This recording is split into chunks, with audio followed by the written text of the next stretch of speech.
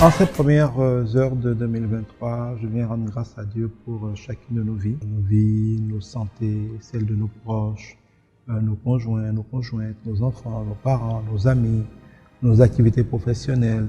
Nous avons tellement de choses que nous prenons pour acquis alors qu'elles ne vont pas de soi. Nous devons rendre grâce à Dieu. Je crois que c'est le plus important.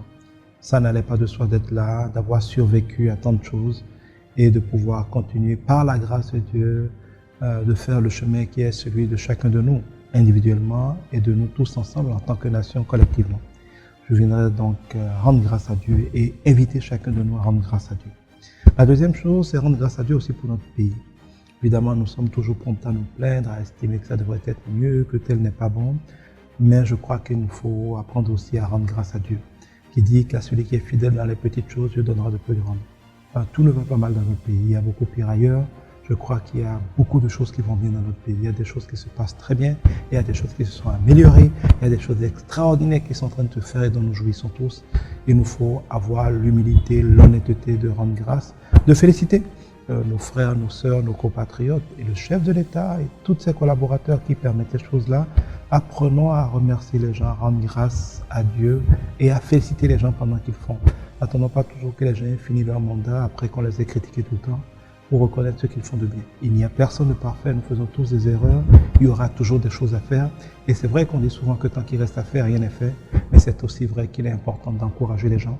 Je pense que dans notre pays, il y a de quoi encourager nos dirigeants, encourager chacun de nous qui, sous le leadership du chef de l'État, sommes en train, ensemble, d'écrire de nouvelles pages de notre histoire, d'accomplir de nouveaux exploits par la grâce de Dieu. Je voudrais rendre grâce à Dieu pour cela, nous féliciter ensemble et prier que Dieu nous donne de continuer. Je voudrais aussi rendre grâce à Dieu pour ces élections législatives qui vont avoir lieu dans quelques jours. Elles s'annoncent comme des moments plus conviviaux que par le passé, des moments plus fraternels que par le passé, des moments de joie politique et démocratique restaurés, en tout cas dans le cœur de certains qui estimaient que tel n'était pas le cas. C'est l'occasion pour nous aussi de rendre grâce à Dieu et de prier que chacun de nous joue sa partition, que tout se passe dans la paix, que tout se passe dans la concorde. Comme je le dis toujours, ce n'est qu'un jeu. Ça a beau être un jeu politique, ce n'est qu'un jeu. Il y aura forcément des gagnants et il y aura forcément des perdants. Ça ne peut être que comme ça, mais le pouvoir, c'est Dieu qui donne et il fait toutes choses bonnes et il fait tout concourir à notre bien. Certains pourraient perdre ces élections, mais en gagneront d'autres ou gagneront d'autres choses ou feront d'autres choses. Nous ne sommes pas tous appelés à la même chose et pas au même moment. Je voudrais vraiment que nous sachions raison garder et que nous puissions, dans l'humilité, dans la fraternité, dans l'amour, vivre ces moments-là ensemble, afin que, comme toujours, notre pays et chacun de nous en sorte grandi, en sorte soudé. Je voudrais prier que pour chacun de nous, cette année soit une année de santé. Surtout, la santé avant tout, la santé sans laquelle il n'y a rien d'autre. Soit une année de paix, une année de prospérité, une année de joie, une année où nos familles et nous, nos activités professionnelles et toute la nation se portent de mieux en mieux.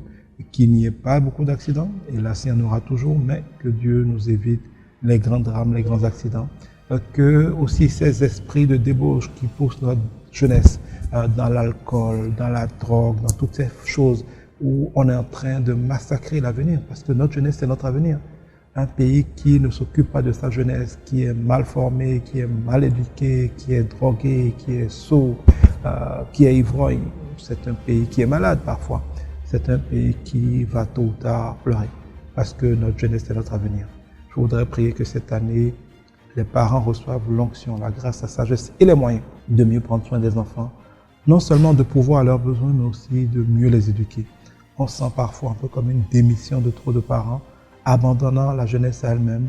Et nous voyons aujourd'hui nos jeunes prendre des chemins qui sont des chemins de mort, des chemins de destruction. Pour eux, mais aussi pour la famille dont ils viennent. Et aussi pour la nation qui a des raisons de compter sur eux quand on parle de ces jeunes-là. Je voudrais donc prier que cette année, nous fassions preuve de plus de sagesse et que par la grâce de Dieu, nous puissions nous saisir en certaines choses.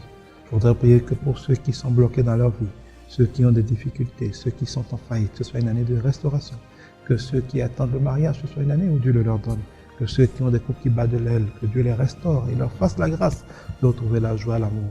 Si par contre c'est le plan de Dieu qui se sépare, que la séparation se passe dans la paix, dans la concorde, et que chacun puisse, par la grâce de Dieu, entrer dans une nouvelle alliance, si Dieu le permet, qui sera beaucoup plus heureuse. Je prie pour nos activités professionnelles, Que Dieu nous donne la force de prospérer, qu'il bénisse l'œuvre de nos mains, qu'il bénisse notre pays, qu'il bénisse nos dirigeants, qu'il bénisse les familles, qu'il bénisse les leaders à tous les niveaux, qu'il bénisse chacun de nous et qu'il fasse de notre pays un pays où il fait bon vivre pour chacun, pour tous. Mais je crois que tout cela n'est possible que dans la crainte de Dieu. Nous devons prendre la peine de compter sur Dieu, de nous abandonner à Dieu, de craindre Dieu, de ne rien faire sans lui. Nous sommes dans un monde qui va être de plus en plus turbulent, où les grands équilibres vont être rompus, où beaucoup de choses seront mises en cause. À ce moment-là, Dieu met la différence entre ceux qui le servent et ceux qui ne le servent pas. Je prie que nous soyons, dans notre nation le Bénin, enracinés dans les choses de l'Esprit, dans les choses de Dieu. Que nous ne fassions pas comme si nous étions nos propres maîtres, mais que humblement nous nous en remettions à Dieu, notre Créateur, le Maître des temps et des circonstances, le seul architecte de l'univers, le seul Seigneur, le seul Sauveur, que nous nous en remettions à lui, que nous abandonnions à lui et que nous en appelions à sa faveur imméritée. Un pays ne se développe pas seulement parce qu'on le veut ou parce qu'on est fort, il se développe par la grâce de Dieu. Je voudrais que nous tous, les citoyens en particulier, les dirigeants aussi, nous nous en remettions à la grâce de Dieu pour consolider ce qui est acquis, pour nous permettre d'aller encore plus loin et pour que, en 2024, quand nous allons à nouveau faire le bilan, nous ayons des sujets d'action de grâce. Dieu bénisse le Bénin, Dieu bénisse le président de la République, le président Patrice Talon, Dieu bénisse tous ses collaborateurs, Dieu bénisse toute l'administration publique, Dieu bénisse chacun de nous dans son activité, Dieu bénisse nos familles, les époux, les épouses, les enfants, les parents, les aînés aussi qui sont à la retraite, que Dieu les bénisse, leur donne de jouir de leur moment de retraite, non pas comme des moments de déchéance, mais comme des moments de plaisir restauré, de joie, où tout en vivant à leur rythme, ils continuent d'avoir des activités qui leur font plaisir. Que Dieu bénisse la classe politique béninoise en lui donnant plus d'intégrité, plus de sagesse, plus d'onction aussi, afin de conduire ce pays vers les terres promises que nous appelons tous de nos vœux. Que 2023 soit pour le Bénin l'année bénie. Dieu nous bénisse tous, Dieu nous garde et rendez-vous en 2024 pour lui rendre à nouveau grâce.